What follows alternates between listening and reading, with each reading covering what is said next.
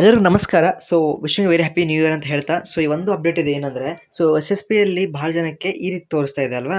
So ಇದಕ್ಕೆ solution ಏನು final ಆಗಿ ಅಂತಂದ್ರೆ, ಸೊ ವಿದ್ಯಾರ್ಥಿಗಳೇ ನಾನು ರೀಸೆಂಟ್ಲಿ ಒಂದು ವಿಡಿಯೋ ಮಾಡಿದ್ದೆ. ಸೊ ಅದ್ರ ಬಗ್ಗೆ ಭಾಳ ಜನ ಇಮೇಲ್ ಹಾಕ್ತಾ ಇದ್ದೀರಾ.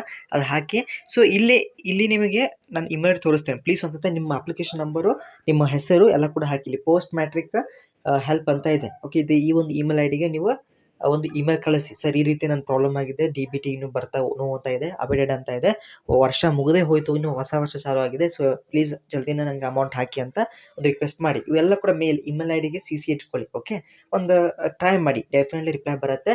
ಮತ್ತು ಟ್ವಿಟರಲ್ಲಿ ಕೂಡ ನಾನು ಹಾಕಿದ್ದೇನೆ. ಸೊ ಯಾರಿಗೆ ಈ ರೀತಿ ಬರ್ತಾ ಇದೆ, ಪೇಮೆಂಟ್ ಸ್ಟೇಟಸ್ DBTಯಲ್ಲಿ ನೋ ಅಂತ ಇದೆ, ಅಂಥವ್ರಿಗೆ ಏನಾಗಿದೆ, ಪ್ರಾಬ್ಲಮ್ ಏನಾಗಿದೆ ಅಂದರೆ, ಸೊ ಅಲ್ಲಿ ಅಮೌಂಟ್ ಹಾಕ್ತಾರಲ್ವ, ಯಾರು DBT ಅಂದರೆ ಡೈರೆಕ್ಟ್ ಬೆನಿಫಿಟ್ ಟ್ರಾನ್ಸ್ಫರ್.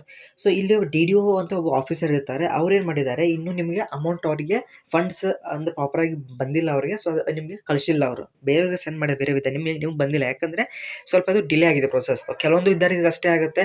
ಸೊ ಒಂದು 10% ವಿದ್ಯಾರ್ಥಿಗಳು ಔಟ್ ಆಫ್ 100. ಸೊ ಅದಕ್ಕೆ ಯೂಶುವಲ್ ಭಾಳ ಜನ ಬೆಂಗಳೂರಲ್ಲಿ ವಿದ್ಯಾರ್ಥಿಗಳು ಫೇಸ್ ಮಾಡ್ತಾ ಇದ್ದಾರೆ, ಇವನ್ ಬೇರೆ ನಾರ್ತ್ ಕರ್ನಾಟಕ ಕೂಡ.